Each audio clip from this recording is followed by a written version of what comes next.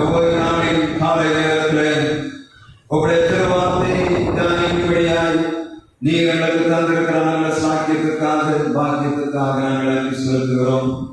உங்களுடைய வார்த்தை ஆவியாய் ஜீவனாய் இருக்கிறது.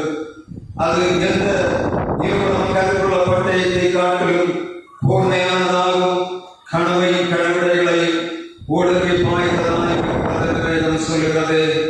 அதே வார்த்தை எங்கள் பிள்ளைகள் பெற்று உங்களுடைய வாழ்வுகளை செய்ய வேண்டிய சரியான காரியங்களை செய்யும்படியாய் கிருபை தருவீராக. உங்களுடைய ஆலயத்தில் சம்பூர்ணமாக எங்கள் பிள்ளைகளை நிரப்பி அனுப்பும்படியாய் ஜெபிக்கிறோம். எங்கள் வார்த்தைகள் எல்லாம் உங்களுடைய வார்த்தையாக நாங்கள் ஏற்றுக்கொண்டு எங்கள் வாழ்வை சரிபார்க்கும்படியாய் கிருபைதார்.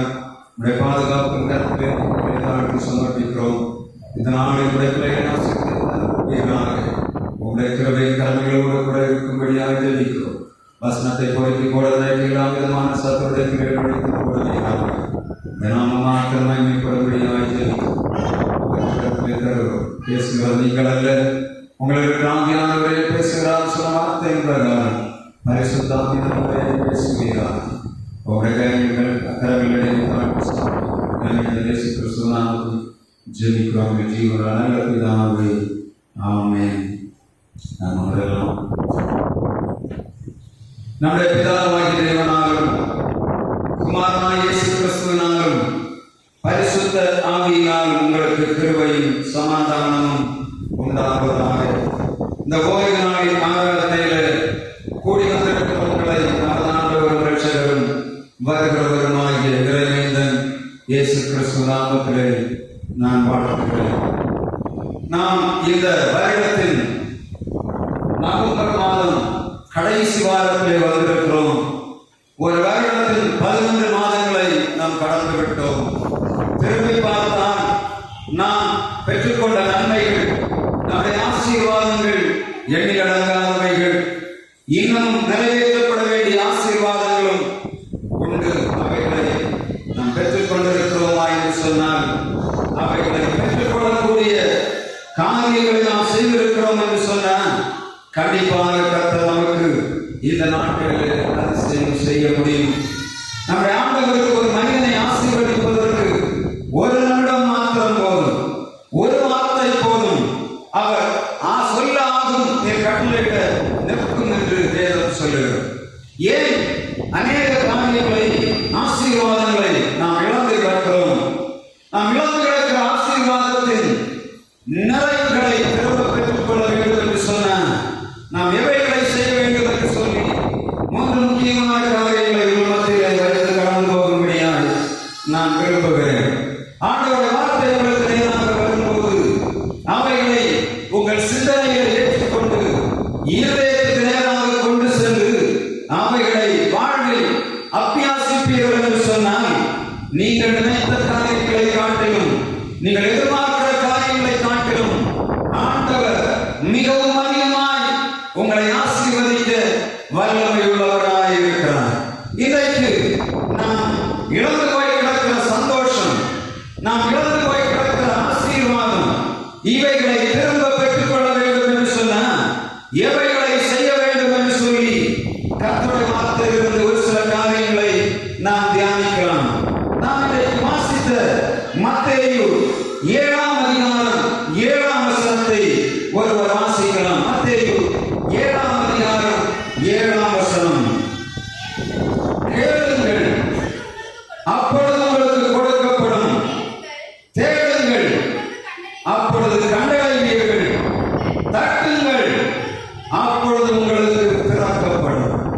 ஆண்டவர் தன்னுடைய மறை பிரசங்கத்திலே தன்னுடைய பிள்ளைகளுக்கு கொடுத்த கட்டளைகளிலே ஒன்று, தேடுங்கள், கண்டடைவீர்கள்.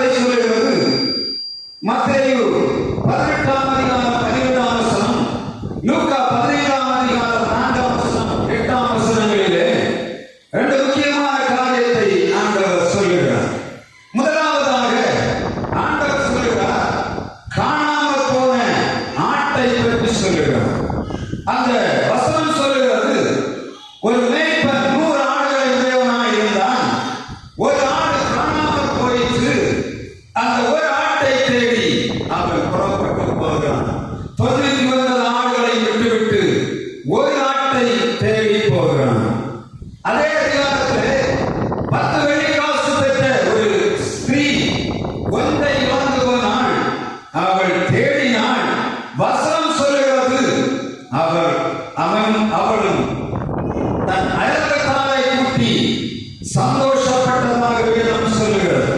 நாம் வாசிப்போம் மத்தேயு 18ஆம் அதிகாரம் 12ஆம் வசனம். அதிலே ஆண்டவருடைய வார்த்தை சொல்லுகிறது, காணாமல் போனதை தேடி கண்டுபிடிக்கும் போது அங்கே சந்தோஷம் நிறைவாகிறது. நாம் இந்த நவம்பர் மாதம் வரையும் இந்த 2024 வருஷத்தை முடித்து விட்டோம். சந்தோஷத்தை இருக்கிறோம். காரணம் என்ன? நாம் தேட வேண்டிய காரியத்தை தேடாதபடியினாலே இன்றைக்கு நம்முடைய வாழ்விலே சந்தோஷத்தை நாம் அனுபவிக்க முடியவில்லை. ஆண்டவர் சொல்லுகிறார், காணாமல் போன ஆடுகளாகிய இஸ்ரவேலிடத்திலே போங்கள், நீங்கள் போய் அவர்களை விடுதலையாக்குங்கள், பிணியாளிகளை சுத்தமாக்குங்கள், தரித்திரருக்கு சுவிசேஷத்தை அறிவியுங்கள், பிணியாளிகளை சுத்தமாக்குங்கள், பிசாசுகளை துரத்துங்கள் என்று சொல்லி தம்முடைய சீஷருக்கு கட்டளை கொடுத்தார். சீஷர்கள் எங்கெல்லாம் போனார்களோ அங்கே ஆண்டவருடைய சுவிசேஷத்தை அறிவித்தார்கள். அவருடைய வார்த்தை விதைக்கப்பட்டது. ஜனங்கள் சந்தோஷத்தை அனுபவித்ததாக நம்முடைய வார்த்தை, ஆண்டவருடைய வார்த்தை சொல்லுகிறது. முதலாவதாக நாம் தேட வேண்டிய காரியம் என்ன? Seek one who lost. இழந்து போனதை ஆண்டவர் தேடும்படியாக சொல்லுகிறார். எவைகளை இழந்து போய் கிடக்கிறோம்? நம்முடைய வாழ்வில் நன்மை செய்கிற காரியங்களை இழந்து போய் கிடக்கிறோம். ஆண்டவருடைய வார்த்தை விதைப்பதிலே இழந்து போய் கிடக்கிறோம். காணாமல் போனவர்களை தேடுவதிலே நாம் இழந்து போய் கிடக்கிறோம். நாம் வருகிறோம், நம்முடைய தேவைகள் நிறைவேறுகிறது, நம்முடைய ஆசீர்வாதங்களை ஆண்டவர் தருகிறார். அதனோடு நாம் மட்டுப்படுத்தி விட்டு நம்மை விட்டு போனவர்களை தேடுவதற்கு, இழந்து போனவர்களை தேடுவதற்கு நமக்கு மனதில் இருக்கிறபடியினாலே தான் ஆண்டவருடைய நாளில் கருணையாக இருக்கிறது. ஆண்டவர் சந்தோஷப்படுவதற்கு பதிலாய் அவர் துக்கப்பட காரணம் என்ன? எல்லா நன்மைகளையும் கொடுக்கிறேன், எல்லா ஆசீர்வாதத்தையும் கொடுத்தேன், ஜனங்கள் இழந்து போய் கிடக்கிறார்கள், அவைகளை தேடவில்லை. ஒரு தாளத்தை கொடுத்தேன், 10 தாளத்தை 5 தாளத்தை கொடுத்தவன் 10 தாளத்தை உருவாக்கினான், 2 தாளத்தை கொடுத்தவன் 4 தாளத்தை ஆக்கினான், 1 தாளத்தை கொடுத்தவனோ புதைத்து வைத்தான் என்று கர்த்தருடைய வார்த்தை சொல்லுகிறது. அங்கே ஆண்டவர் சொல்லுகிற வார்த்தையை கேட்டீங்கன்னா, அந்த 5 தாளத்தை 10 ஆக்கினவனுக்கு அவனுக்கு சந்தோஷமான இடத்தை ஆண்டவர் கொடுக்கிறார். இந்த 1 தாளத்தை புதைத்தவனுக்கு ஆண்டவர் கொடுத்த ஆசீர்வாதம் அவனை ஆளுகையின் பற்கடிக்கும் நிலையில அந்த புறம்பான இருளிலே தள்ளி போடுங்கள் என்று சொல்லுகிறார். 5 தாளத்தை கொண்டு 10 தாளத்தை சம்பாதித்தவனை ஆண்டவர் சொல்லுகிறார், அவனுக்காக நல்ல விருந்தை ஆயத்தப்படுத்தி அவனை சந்தோஷத்துக்கு நேராக நடத்த வேண்டும் என்று சொல்லுகிறார். எவ்வளவு தாளங்களை ஆண்டவர் கொடுத்திருக்கிறார், எவ்வளவு நேரங்களை ஆண்டவர் தந்திருக்கிறார். 24 மணி நேரம் ஆண்டவர் தந்திருக்கிறார். நாம் இழந்து போய் கிடக்கிற நேரங்கள் எவ்வளவு ஆசீர்வாதத்தை ஆண்டவர் தந்திருக்கிறார். நாம் என்ன செய்து கொண்டிருக்கிறோம்? இழந்து போனதை தேடுகிறோமா? நமக்கு ஆண்டவர் ஆவியின் வரங்களை தந்தார், அவைகளை இழந்து போய் கிடக்கிறோம். எத்தனை தேடுகிறோம் என்பதை தெரியவில்லை. ஏதாவது போனதுதான் இனி அதுக்கு பாட்டுகள் இருக்கட்டும் என்று சொல்லிக் கொண்டிருக்கிறோமா? இல்ல திரும்ப நாம் தேட வேண்டும் என்று விரும்புகிறோம். இதோ எல்லா நாட்டுக்கும் மிகுந்த சந்தோஷத்தை அறிவிக்கும் நற்செய்தி அவர்களுக்கு அறிவிக்கிறேன். இன்றைக்கு கர்த்தராகிய கிறிஸ்துவின் இரட்சகர் உங்களுக்கு தாவீதின் ஊரிலே பிறந்திருக்கிறார். பிள்ளையை துணிகளில் சுற்றி முன்னாலே கிடத்தியிருக்க காண்பீர்கள் என்று சொல்லி தூதர்கள் மேய்ப்பவர்களுக்கு அறிவித்த போது அவர்கள் சந்தோஷத்தோடு போய் பிள்ளையை கண்டார்கள், மகிழ்ச்சியோடு அதற்கு முன்பாக சாஸ்தாங்கப்பட்டார்கள். அதே போல ஞானிகளும் ஆண்டவருடைய அறிவிப்பை கேட்டு போய் அந்த இடத்திலே சாஷ்டாங்கமாய் படைத்து அவருக்கு பொன் போல வர்க்கத்தை படைக்கிறதை நாம் பார்க்க முடியும். ஏன் இந்த செய்தியை நான் கொடுக்கிறேன் சொல்ல, ஒரு நாள் ஆண்டவருடைய சமூகத்திலே இந்த சபைக்கு என்ன செய்தி கொடுக்க வேண்டும் என்று சொல்லி கேட்டுக்கொண்டு கிடக்கும் போதுதான் ஆண்டவர் கொடுத்த வார்த்தை, தேடுங்கள் கண்டடைவீர்கள். நாம் தேடுவதற்கான காரியத்தை உருவாக்கி கொண்டிருக்கிறோம், தொடர்ந்து ஜெபம் பண்ணி கொண்டிருக்கிறோம். இந்த டிசம்பர் மாதம் இந்த ஊருக்குள்ளே நாம் தேட போகிறோம். ஒவ்வொருவருக்கும் அந்த எண்ணம் வேணும். இழந்து போனதை தேடும்படியாக இந்த வாய்ப்பை ஆண்டவர் நமக்கு தந்திருக்கிறார். எந்த வீடுகளில் இந்த ஆலயத்தை விட்டு ஜனங்கள் போனார்களோ அவர்களுக்கு போய் நற்செய்தி அறிவிக்க வேண்டிய நல்ல வாய்ப்பை ஆண்டவர் தந்திருக்கிறார். இது நல்ல நேரம். இழந்து போவதை தேட ஆண்டவர் தந்திருக்கிற நேரத்தை நாம் பயன்படுத்துவதை ஆண்டவர் எதிர்பார்க்கிறார். நம்முடைய சந்தோஷம் நிறைவாக வேண்டும் என்று சொன்னார். எத்தனை பேர் ஆலயத்தை வந்து ஆண்டவருடைய ஆசீர்வாதத்தை பெற்றுக்கொண்டு நிலையில்லாதவர்களாய், நிறைவடைந்தவர்களாய், என்ன செய்வதென்று தெரியாதபடி தத்தளித்துக் கொண்டிருக்கிறார்கள் என்பது உங்களுக்கும் தெரியும், அடியேனுக்கும் தெரியும், ஆண்டவருக்கும் தெரியும். அறிவிக்க வேண்டிய நேரத்தை ஆண்டவர் தந்திருக்கிறார். இந்த நாட்களை ஆண்டவருக்கு அவர் பயன்படுத்துவோம். நாம் கிடைக்கிற நேரத்தில் கொஞ்ச நேரம் இந்த தேசத்துக்குள்ளே சுற்றி போய் அவர்களுக்கு ஒரு நற்செய்தி அறிவித்து விட்டு இயேசு உனக்காக பிறந்திருக்கிறார், இரட்சகர் உனக்காக பிறந்திருக்கிறார் சொல்லக்கூடிய நல்ல செய்தி அறிவிக்கக்கூடிய நேரத்தை நாட்களை ஆண்டவர் தருகிறார். கண்டிப்பாக 5 மணி 8 மணிக்குள்ளாக நம்முடைய கேரள சர்வீஸ் முடிக்கணும். எல்லாரும் கூறணும். யார் வீட்டுக்கு ஊதான ஆலயத்தோடு அதிகமாக சேர்ந்து போய் இந்த ஒவ்வொரு வீடுகளை சந்தித்து இரட்சத்தின் சுவிசேஷத்தை அறிவிக்க வேண்டும். இழந்து போவதை தேடும்படியாக வந்த ஆண்டவர் நமக்கு தந்திருக்கிற நல்ல நேரத்தை பயன்படுத்த வேண்டும் என்று சொல்லி ஆண்டவர் எதிர்பார்க்கிறார். நமக்குள்ளே காணப்படுகிற வைராக்கியங்கள், பிரிவினைகள், வஞ்சகங்கள், வேதனைகளுக்கு தூர வைத்துவிட்டு இவர்கள் இயேசு ரத்தத்தாலே கழுவப்பட்டவர்கள், என்னால் இவர்கள் இடறி போனார்கள், எங்களினாலே இடறி போனார்கள் என்று சொல்லி நமக்குள்ளே எண்ணம் இருக்கிறது சொன்னார். நாம் எல்லாரும் திரும்ப போகிறோம். வா சகோதரனே, வா கர்த்தரின் பந்தியில் வா என்று கூப்பிடும்படியாக ஆண்டவர் எதிர்பார்க்கிறார். கர்த்தரின் பந்தியில் வா சகோதரா, கர்த்தரின் பந்தியில் வா, கர்த்தரின் பந்தியில் வா சகோதரா, கர்த்தரின் பந்தியில் வா. ஒரு போதகர் தனக்கு ஆலயத்துக்கு வந்து கொண்டிருந்த ஒரு மனிதன், அவர் போதகர் மேலே அவருக்கு சரியான நம்பிக்கை இல்லை, ஆலயத்துக்கு அவன் வரவில்லை. ஆண்டவர் அந்த வருஷம் அந்த பாட்டை பாடுபவர் சொல்லுகிறார், காலையில் எழுந்து போய் நின்று கையில கொட்டை எடுத்துவிட்டு அந்த சமூகத்திலே பாடினாராம், கர்த்தரின் பந்தியில் வா சகோதரனே, உனக்காக இயேசு ரத்தத்தை சிந்தினார், அந்த ரத்தத்தை நீ குடிக்க வேண்டும், நீ பந்தியிலே வந்து கலந்து கொள்ள வேண்டும். மனமாற்றப்பட்டவனாய் ஆலயத்துக்குள்ளே வந்தான். நமக்குள்ள முதல்ல மனமாற்றம் வேண்டும். ஆண்டவரே, இந்த இழந்து போவதை தேடும்படியாய் வந்த இந்த ஆட்டை தேடி நான் போகிறேன். ஆண்டவரே, விரதமாக யாரும் வரக்கூடாது. அதுக்காக நான் 45 நாள் 2 மாத ஜெபம் இந்த ஆலயத்தை நாங்கள் செய்து கொண்டிருக்கிறோம். 9 to 10 எதுக்காக? சும்மா விரதமாக நான் சுலபம் பண்ணும்படியாக இல்லை. நீங்க இந்த 30 நாட்களும் ஜெபம் பண்ணிவிட்டு வர வேண்டும். இழந்து 4 நாட்களை வீட்டெடுக்கிற பணியை ஆண்டவர் தந்திருக்கிறார். சும்மா பழைய வருஷம் 23ஆம் வருடம் செய்த கேவலம் மாதிரி இல்லை. 24 வருஷம் நோக்கத்தோடு ஒரு வீடுகளுக்குள் காணி வைக்க வேண்டும். இழந்து போய் கிடக்கிற ஆன்மாக்களை தர வேண்டும் என்று சொல்லக்கூடிய வைராக்கியத்தோடு இறங்கி நாம் சுவிசேஷத்தை யாரும் கேரள நாட்கள் வரக்கூடாதுன்னு சொல்ல மாட்டார்கள். அந்த வீட்டுக்குள்ள நாள் வைக்கும் போதே சொல்ல, ஆண்டவரே இது ஆத்துமாக்களை எங்களுக்கு தரணும். இதுதான் நம்முடைய ஜபமாக இருக்கணும். சும்மா போய் கொட்டடித்து பாடிவிட்டு வருவதற்காக போகும். அவர்களுக்கு ஒரு வாழ்த்து சொல்லும் போது வாழ்க்கை சந்தோஷத்தை உருவாக்கும்படியான காரியத்தை நாம் செய்யும்படியாக ஆண்டவர் இருக்கிறார். எதை தேட வேண்டும்?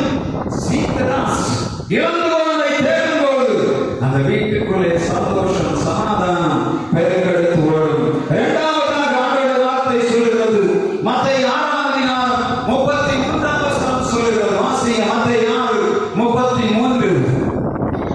முதலாவது தேவனுடைய ராஜ்யத்தை அவருடைய நீதியை தேடுங்கள், அப்பொழுது இவைகளெல்லாம் உங்களுக்கு கூட கொடுக்கப்படும். முதலாவது தேவனுடைய ராஜ்யத்தை அவருடைய நீதியை தேடுங்கள், அப்பொழுது இவைகளெல்லாம் உங்களுக்கு கூட கொடுக்கப்படும். எவைகளை தேட வேண்டும்? முதலாவதாக இழந்து போவதை தேட வேண்டும். இரண்டாவதாக தேவனுடைய ராஜ்யத்தை தேட வேண்டும். Seek the kingdom of God. முதலாவது seek the lost. இரண்டாவது seek the kingdom of God. தேவனுடைய ராஜ்யத்தை தேட வேண்டும். தேவனுடைய ராஜ்யத்தை தேட வேண்டும் என்று சொல்லும்போது அந்த ராஜ்யம் எங்கே இருக்கிறது என்று நமக்குள்ள ஒரு கேள்வி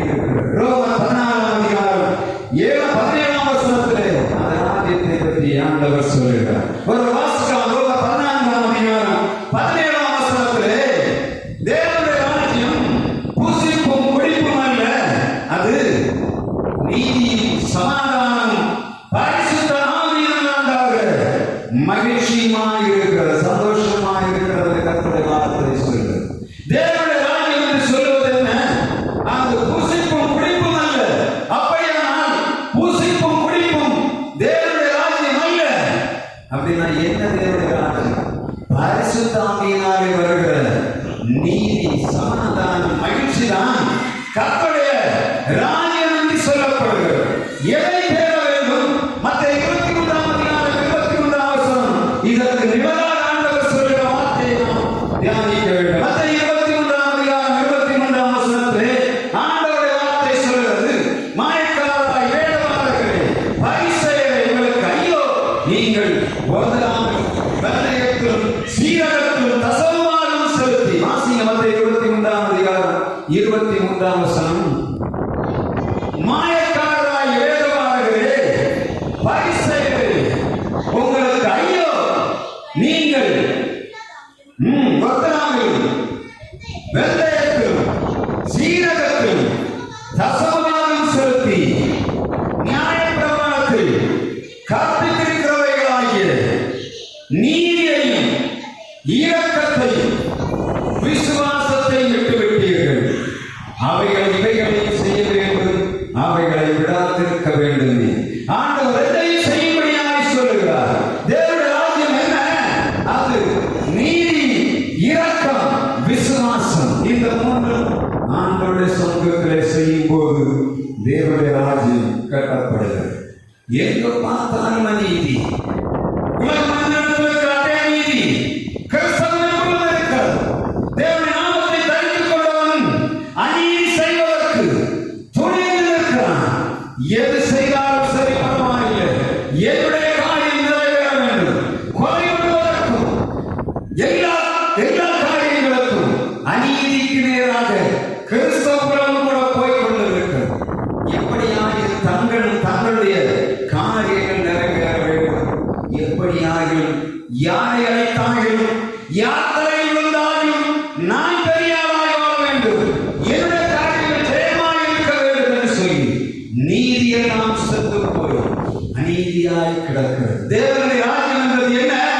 பரிசுத்த ஆவியினாலே வருகிற நீதி, இரக்கம், விசுவாசம். இவைகள் தான் தேவனுடைய ராஜ்யம். பரிசுத்த ஆவி இருக்கிறவன் அநீதி செய்ய மாட்டான். பரிசுத்த ஆவி இருக்கிறவன் இரக்கத்துக்கு எதிரான காரியத்தை செய்ய மாட்டான். பரிசுத்த ஆவி பெற்றவன் அவிசுவாசியாய் வாழ மாட்டான். ஆண்டவர் வார்த்தை தெளிவாய் சொல்லுகிறது. முதலாவது, தேவனுடைய ராஜ்யத்தை, அவருடைய நீதியை தேடுங்கள், அப்பொழுது இவைகளெல்லாம் உங்களுக்கு கூட கொடுக்கப்படும். எவைகளை ஆண்டவர் சொல்லி இருக்கிறார்? முன்னாடி நீங்க பார்த்தீங்கன்னா தெரியும். கவலைப்படுகிறதுனாலே எவன் தன் சரீரத்திலே ஒரு குணத்தை கூட்டுவான். கவலைப்படாதீர்கள் என்று சொல்லுகிறார். ஆண்டவர் சொல்லுகிறார், விசுவாசியாத கொள்ளாத சந்ததியே, எவ்வளவு நாட்கள் நான் உங்களோடு இருப்பேன் என்று சொல்லுகிறார். விசுவாசியாதீர்கள் என்று சொல்லுகிறார். கவலைப்படாதீர்கள், வருத்தப்படாதீர்கள். எல்லா காரியங்களும் 5ஆம் அதிகாரம், 6ஆம் அதிகாரம், 7ஆம் அதிகாரத்திலே சொல்லுகிறார். அவர்தான் சொல்லுகிறார், அஞ்ஞானிகள் இவைகளை நாடி தேடுகிறார்கள். உங்களை படைத்த ஆண்டவருக்கு உங்களுக்கு ஒரு நேரம் சாப்பாடு தர முடியாதா? ஏன் அநீதி செய்து பிறரை அழிக்கிறீர்கள்? உங்களை படைத்த ஆண்டவருக்கு உங்கள் சரீரத்தின் காரியம் ஆண்டவருக்கு தெரியாதா? தெரியும். ஏன் நீங்கள் அனாவசியமாக அடுத்த தினங்களை அழிக்கிறீர்கள்? இன்றைக்கு அநீதி என்பது எல்லா இடத்திலும் நிறைந்து கிடக்கிறது. உயிரை காப்பாற்றுவதற்காக போகிற மருத்துவமனைகள் அநீதி ஆயுதங்களாய் மாறிப்போன. எங்கு பார்த்தாலும் சரி, மருத்துவ உலகம் இன்றைக்கு செய்து கொண்டிருக்கிற கொடுமை. மருத்துவர்களே சொல்கிறார்கள், நாங்கள் மனசாட்சி இல்லாமல் இந்த காரியத்தை செய்கிறோம். காரணம் என்ன? எங்கள் ஆஸ்பத்திரி இருக்கிறோம்னா நாங்கள் இவைகளை செய்ய வேண்டியது இருக்கிறது. ஏன் 10 ரூபாய் வாங்க வேண்டிய இடத்துல 100 ரூபாய்கள் போடுகிறார்கள். இல்லாத நோய் இருக்கிறது மாதிரி காண்பிக்கிறார்கள். ஒன்றுமில்லாத நோயை பெரிதாக்கி அவர்களுக்கு ரெகுலரான இன்கம்மை உருவாக்கி கொண்டிருக்கிறார்கள். எல்லா இடமும் அநீதி நிறைந்து கிடக்கிறது. எங்கே நாம் நியாயாதிபதிகளிடத்திலே போனால் நியாயம் புரட்டப்பட்டு நீதி தரையிலாக கிடக்கிறது. எவன் பணம் கொடுக்கிறானோ பணம் கொடுக்கிறவர்களுக்கு எதிராக நீதி திரும்புகிறது. வறுமை, வறியவன், எளியவன் நாசிக்கப்படுகிறான். கர்த்தர் பார்த்து கொண்டிருக்கிறார். ஏன் ஆண்டவர் வசனம் சொல்லுகிறது, நீங்கள் தேவனுடைய ராஜ்யத்தினுடைய நீதியை பெறும்போது உலகத்தில் உள்ள எல்லாவற்றையும் ஆண்டவர் தருவேன் சொல்லியிருக்கிறார். கிறிஸ்தவனே, ஆண்டவருடைய நாமத்தை தரித்துக் கொண்டவனே, நீ எந்த ரூபத்தை கேட்டுக் கொண்டிருந்தாலும் சரி, ஆண்டவருடைய வார்த்தை சொல்லுகிறது, தேவனுடைய ராஜ்யத்தை தேடும் போது உனக்கு எல்லா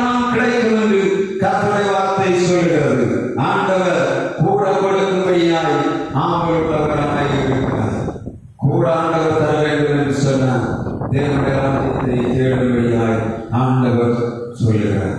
கட்டின வீடும் நீளம் பொருளும் கட்டிடும் உறவினரும் கட்டின வீடும் நீளம் பொருளும் கண்டிடும் உறவினரும் கூடு விட்டு நாவி போனான் கூட உன்னோடு வருவதில்லை வருவாய் தருணமிருவே அழைக்கிறாரே வல்ல ஆண்டவரே சுவண்டை வருவாய் தருணமிருவே அழைக்கிறாரே வல்ல ஆண்டவரே சுவண்டை. மிகவும் முக்கியமாக மூன்றாவது காரியத்தை நாம் மத்தியிலே சொல்லும்படியாக வருகிறார். விசுவாசிகளாய் நாம் ஆண்டவருடைய பிள்ளைகளாகிய நாம் இழந்து போய் கிடக்கிறதே ஆசீர்வாதங்கள். இதை செய்யும் போதுதான் ஆண்டவர் தருவேன் என்று சொல்கிறார். நீதிமொழிகள் 8ஆம் அதிகாரத்திலே 3ஆம் வசனம், நீதிமொழிகள் 1ஆம் அதிகாரம் 7ஆம் வசனம், இவைகளே ஆண்டவர் ஒரு காரியத்தை சொல்கிறார். ஞானம் அது தேட முடியாதபடி கிடக்கிறது. நான் வாசித்த கிரேக்கர் ஞானத்தை தேடுகிறார்கள், யூதர்கள் அடையாளத்தை தேடுகிறார்கள்.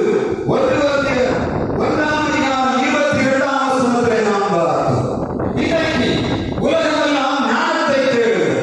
கிரேக்கர்களும் யூதர்களும் ஞானத்தையும் அடையாளத்தையும் தேடுகிறார்கள். உலகத்தில் உள்ள கிறிஸ்தவர்கள் எல்லாரும் அடையாளத்தை தேடி போகிறார்கள். இயேசுவிடத்திலே வந்து பரிசேயரும் சதுசேயரும் கேட்கிறார்கள், ஒரு அடையாளத்தை நீ காண்பிக்க வேண்டும். நீ தேவனுடைய குமாரன் என்று சொன்னால், நீ பரலோகத்திலிருந்து வந்தவர் என்று சொன்னால், எங்களுக்கு ஒரு அடையாளத்தை காண்பிக்க வேண்டும் என்று சொன்னார். ஆண்டவர் என்ன சொன்னார் என்று சொன்னார், யோனா தீர்க்கதரிசி கொடுக்கப்பட்ட அடையாளம் ஏந்தி உங்களுக்கு வேறொன்று கொடுக்கப்படாது என்று சொல்கிறார். ஆண்டவர் வார்த்தை சொல்கிறது. கிரேக்கர்கள் ஞானத்தை தேடுகிறார்கள், யூதர்கள் அடையாளத்தை தேடுகிறார்கள். ஆண்டவர் பிள்ளைகளாக இருக்கிறவர்கள் அடையாளங்கள் அற்புதங்களை நம்பி ஓடி போகிறார்கள். அடையாளம் என்று சொன்னால் என்ன? சைன். சைன் என்று சொன்னால் என்ன? எதை ஆண்டவர் செய்ய போகிறார் அதற்கு முன்னால் கொடுக்கக்கூடிய அடையாளம், சிக்னல் தான் சைன் என்று சொல்லப்படுகிறது. நாம் பாடத்திலே போகிறோம், ஒரு சந்தை வரும்போது, ஒரு ஜங்ஷனில் வரும்போது 3 விதமான லைட் அங்கே எரிகிறது. முதலாவதாக சிவப்பு விளக்கு எரிகிறது, மஞ்சள் விளக்கு எரிகிறது, பச்சை விளக்கு எரிகிறது. அதுதான் இருக்குது. நீங்க போகணுமா போகக்கூடாதுன்னு சொல்லக்கூடிய அடையாளம். ஆனால் ஆண்டவராகிய இயேசு அற்புதம் செய்தார். அது எங்கே இருந்தது? யோவான் 2ஆம் அதிகாரத்திலே அந்த அற்புதத்தை ஆண்டவர் சொல்கிறார். அடையாளத்துக்கும் அற்புதத்துக்கும் வித்தியாசம் தெரியும். அடையாளத்துக்கும் வித்தியாசம் தெரியல, அற்புதத்துக்கும் வித்தியாசம் தெரியல. அடையாளங்கள் அற்புதங்கள் என்று சொல்லி தேவனுடைய ஆலயத்தை விட்டு எந்த உலகம் ஓடுகிறார்கள். முடிவிலே சாத்தான் அவர்களை தனக்குள்ளே வைத்து தங்கள் வாழ்வை இழைத்துக் கொள்கிறார். கர்த்தருடைய வார்த்தை சொல்கிறது. நீதிமொழி 8ஆம் அதிகாரம் 20ஆம் வசனம், 21ஆம் வசனத்திலே நாம் ஞானத்தை தேட வேண்டும். உலக மனுஷன் ஞானம் என்று தேடுவது என்ன? உலகத்திலே காணக்கூடிய கல்வி, அந்த உலகத்திலே காணக்கூடிய செல்வம், இவைகளை வைத்து எப்படி பணம் சம்பாதிக்கலாம் என்று சொல்லக்கூடிய ஞானம் உலகம் இந்த இடத்திலே இருக்கிறது. எதை செய்தால் நான் இப்படி எளிதாக சம்பாதித்து விடலாம் என்று சொல்லக்கூடிய குறுக்கு வழி ஆழம் உலக மனிதனுக்கு தெரியும். அதே குறுக்கு வழியை கிறிஸ்தவன் செய்யக்கூடாது ஆண்டவர் எதிர்பார்க்கிறார். நாம் நேரடியாக போய் ஆசீர்வாதத்தை சம்பாதிக்கும் போதுதான் ஆண்டவருடைய ஆசீர்வாதங்கள் நிறைவாக காணப்படும். நீதிமொழிகள் 8ஆம் அதிகாரம் 20ஆம் வசனத்தை அவர்கள் வாசிக்க. நீதிமொழிகள் 20, என்னை சிநேகிக்கிறவர்களை மெய்ப்பொருளை சுதந்திரிக்கும்படிக்கும் அவருடைய களஞ்சியங்கள் நான் நிரப்பும்படிக்கும் அவர்களை நீதியின்படியும் நியாயப்பாதைகளுக்குள் நடத்து. ஞானம் என்று சொன்னால் என்ன? கர்த்தருடைய வார்த்தை சொல்கிறது. கர்த்தருக்கு பயப்படுவதே ஞானத்தின் ஆரம்பம். நீ சங்கீதம் 111:10, நீதிமொழிகள் 1:7. கர்த்தருக்கு பயப்படுவதே ஞானத்தின் ஆரம்பம். கிரேக்கர் ஞானத்தை தேடுகிறார்கள்,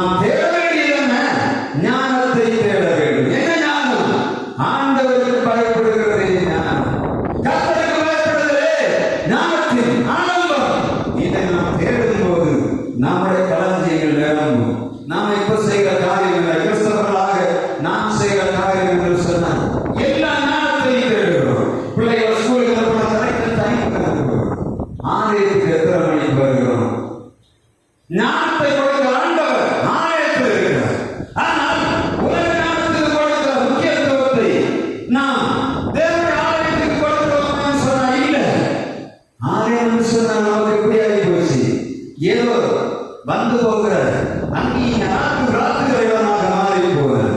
எதற்காக ஒரு ஆராதனை முறையை ஆண்டவர் உருவாக்கி வைத்திருக்கிறார்? ஞாயிற்றுக்கிழமை 8:30 மணிக்கு ஆராதனை, 8:30 மணிக்கு இருக்கணும். ஏன் ஆண்டவர் உருவாக்குகிறார்? முதலாவதாக ஒரு துதியை நாம் ஏறெடுக்கிறோம். இரண்டாவதாக நம்முடைய இருதயங்களை கழுவுகிறோம். நம்முடைய இருதயங்கள் நன்றியினால் நிரம்புகிறது. அதற்கு பிறகுதான் ஆண்டவர் வார்த்தை கிரியை செய்யும். இதை விட்டுட்டு நான் கடைசி நேரத்தில் வரும் வசனத்தை கேட்கலாம், வரும் விண்ணப்பத்துக்கு போறாங்க, எதை இழந்திருப்போம்?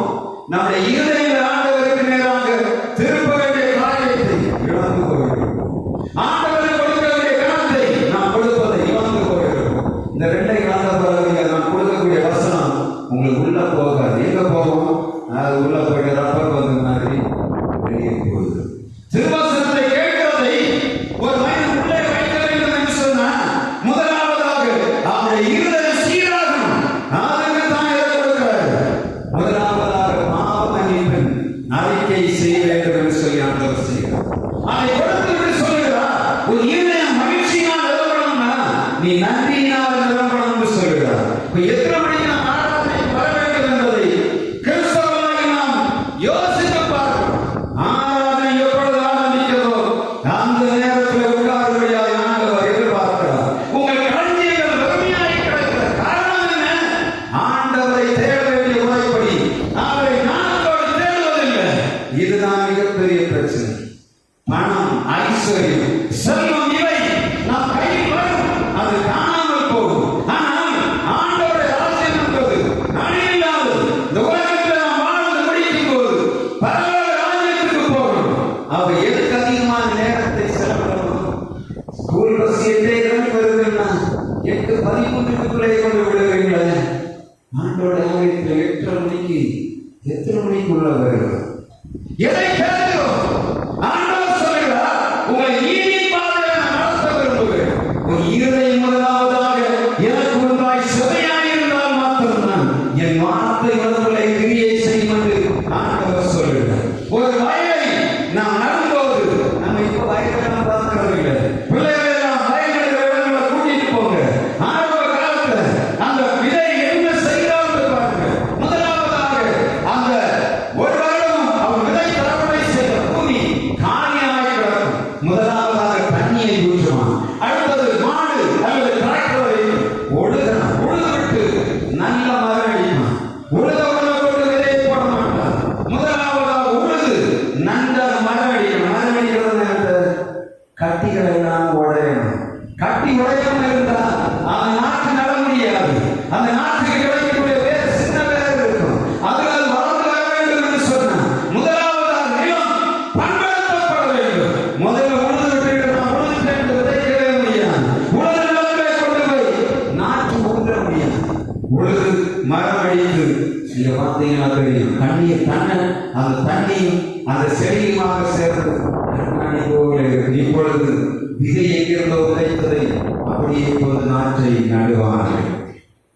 இருதயம் பண்படாதபடி கர்த்தருடைய வார்த்தை எப்படி உங்களுக்கு கிரியை செய்யும்?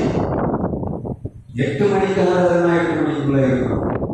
8 மணிக்குள்ள இருக்கும். எல்லாவற்றையும் முழுவதுமாக ஆண்டவர் ஒரு ஒழுங்கு கூட வைத்திருக்கிறார். இந்த ஒழுங்கு சரியாக இருக்கும் என்று சொன்ன ஒரு வாழ்க்கை சரியாக இருக்கும். இந்த ஒழுங்கு தப்பி போயிடுச்சுன்னா எல்லா உலகம் தவறாய் போகும் என்று ஆண்டவருடைய வார்த்தை சொல்லுகிறது. 8 மணிக்கு வேலை போனோம்னா 8 மணிக்கு அடிக்கிறோம். ஆண்டவருடைய ஆலயத்திலே 8 மணிக்கு வரும். ஏன் தெரியுமா சொல்லுகிறேன்?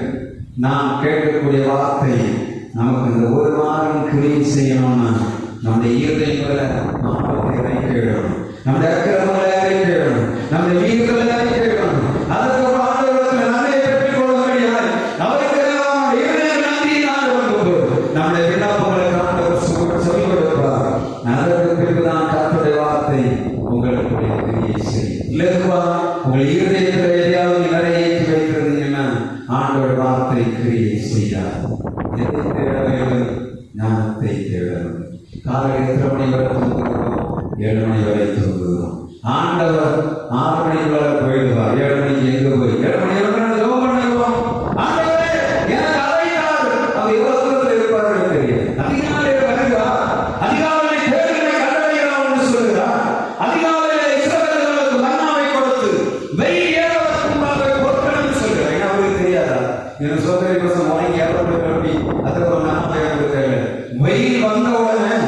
உருகி போகும். நான் பட்டினிக்கிறோம்.